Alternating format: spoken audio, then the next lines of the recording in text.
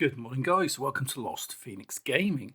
It's that time again. It's coming up winter season, and we're going to have a first look at the upcoming challenges.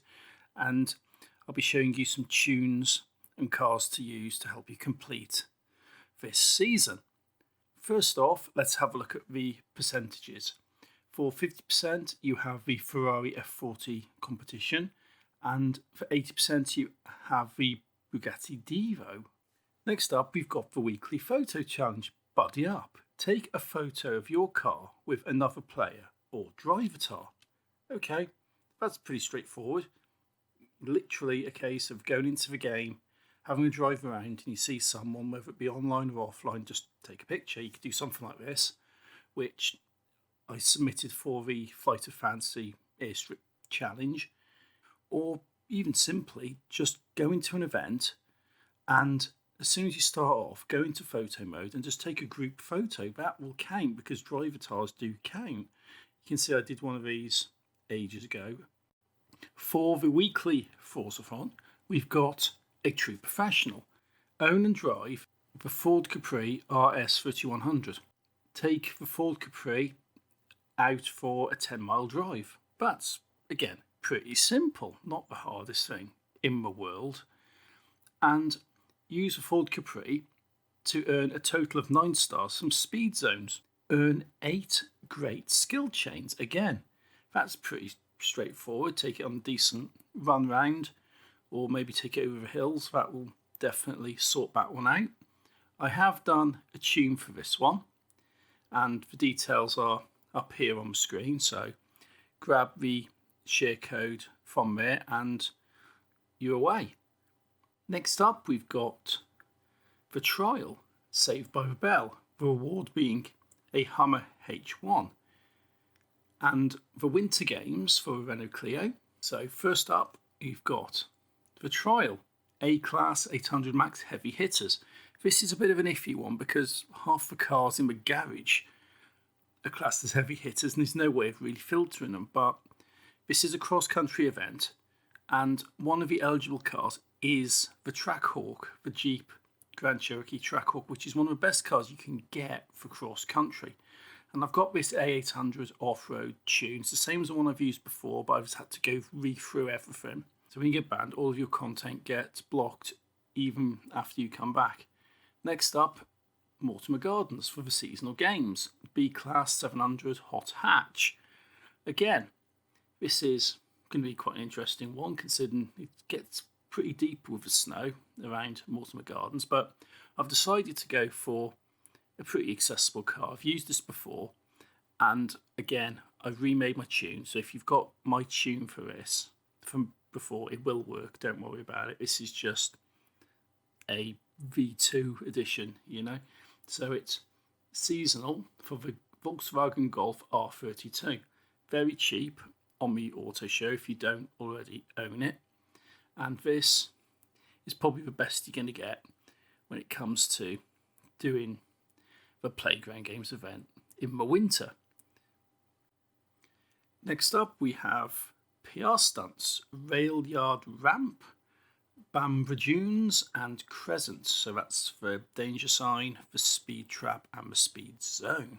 Nothing here to cause too many problems this week, to be honest. The Rail Yard Ramp is basically just going to be the same as you've done this week if you followed my autumn video about the Caterham. But we're going for the Mosler once again. I've got Easy PR Snow 2 because I've had to remake my tunes. If you're using my previous tunes for the Mosler, that'll work. If you're using Monkey James's tune, that'll also work because it's all the same. But this is what I've got at the moment, so share code up here if you haven't already got one of my snow tunes for the Mosler.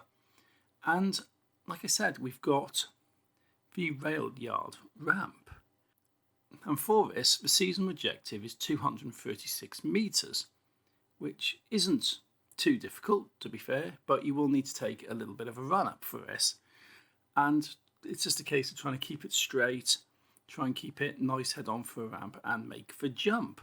As you go over, you need to angle it right, otherwise you will crash into a building or maybe just crash into a train. But I hit the target there without too many problems, and that completed the PR stunt. You've got Bamber Dunes. 225 mile an hour is the target. That's only 5 mile an hour above a 3-star, so that's not too bad. And it's got a pretty decent run up if you have a look at this. And I'm just going to do this straight out, no problems. And just get your foot down, really. The snow tyres definitely do help with the grip on this. And it's just a case of hitting it. Get your foot down. Don't worry too much about the braking. And 228 through the camera, which isn't a problem. It's not my personal best, admittedly, but you very rarely get your personal bests in winter. But it completed it. Next up, Speed Zone Crescent. 106 mile an hour being the target. That's only 1 mile an hour above the 3-star. My personal best is 122. And this first corner is a bit tight, so you need to come in pretty quick but slow down a lot. And once you've made that first corner, it is just a case of trying to hold the line and just get your foot down towards the finish. And 116 through the line, not a problem. So that's the PR stunts for the week. So nothing generally to cause you too many problems, I think. I think that's pretty straightforward. For the seasonal championships, you've got Tiding Rover for the Land Rover Velar, which is a new exclusive car. Bounce Out for the Alumicraft Forza Edition, and Ice Rally for the Ford Racing Puma. Why not? So with this, I have put some tunes together, and I have completed the Ice Rally and the Bounce Out event early, just because it doesn't give me anything exclusive.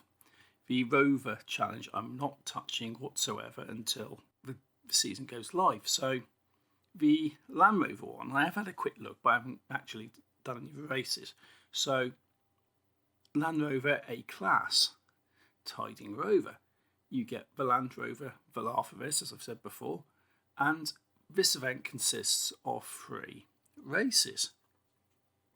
First off, Windmill Cross Country, then Ambleside Loop Cross Country, then Ambleside Rush Cross Country. Okay, it's not too bad, and you need to have a Land Rover for this. So what I've done is I've put a tune together on the Land Rover Range Rover Sport SVR, and it's actually pretty nice, to be fair. It's not a bad tune. Share code is up on the screen. I've not used this one before. So next up, Bounce Out Off-Road Buggies B-Class. Okay, it's not too bad, and this will get you the Alumicraft Forza Edition buggy, and isn't too bad of an event, because usually when you get these sort of events, they're cross-country and they're a pain in the backside, but this is a dirt racing event. So you've got the Ashbrook Loop Scramble, the Mudkickers 4x4 Scramble, and the Highland Farm Scramble, which isn't too bad. It's 3 laps on each. It's normally, if you have to use these things for cross-country, that's when you start having too many issues. But for this, the obvious choice would be the Can-Am Maverick, but that is a pay-to-win vehicle, so I haven't gone for that. I've gone for the Penhall Chola, and I've got the tune-up there, which is a bit hit and miss on cross-country, admittedly, but this will handle dirt racing without too many problems. And as you can see, I'm going in, not too afraid of bashing the other drivers off into the wall, because this is offline. These aren't real players, and you may have noticed that the driver tars do have a tendency of doing that to you. Next up, Modern Rally for Ice Rally B-Class, and this will give you the Ford Racing Puma, which is actually quite a sought after car. It's only been in the game once, and it's a fairly new edition, and these are cross-country events. And you've got the Quarry cross-country circuit, the Ridge Cross country circuit and the North City cross country circuit. Gone for the Subaru Impreza 2004. I've got my tune-up there, Rally Fun.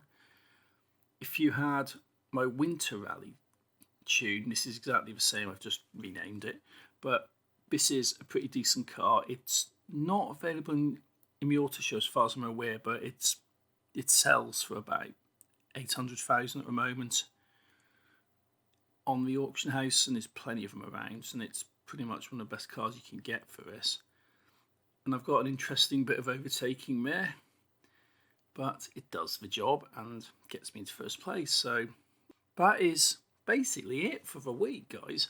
This is a quick walkthrough of the events and the tunes which I've created for this.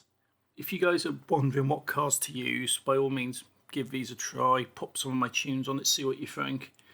And I would like to thank Monkey James for the last few weeks for taking some of my little tuning guides I put up and actually making them into tunes on his account so that I could actually share the tunes easier with you guys, because you would make them, you'd get the share codes, give them to me, and I'd give you guys the share codes to try. And it definitely made a big difference in my month of exile from the online world. That's brilliant, but I'm back now, and if you want to support Monkey James a bit, keep using his tunes, the ones you've picked up in the last few weeks. He's got a couple of designs I think he's made up on his creative hub, so I mean, check them out. But otherwise, I'm not really going to sort of burden him with making tunes every week and spending money on car parts, which you wouldn't normally do. So I'm going to carry on just doing my stuff and doing these videos. So hopefully this has been interesting to you guys, found it useful, and got a bit of a heads up about what's coming up on Thursday. So until next time, thanks for watching, take it easy and happy driving.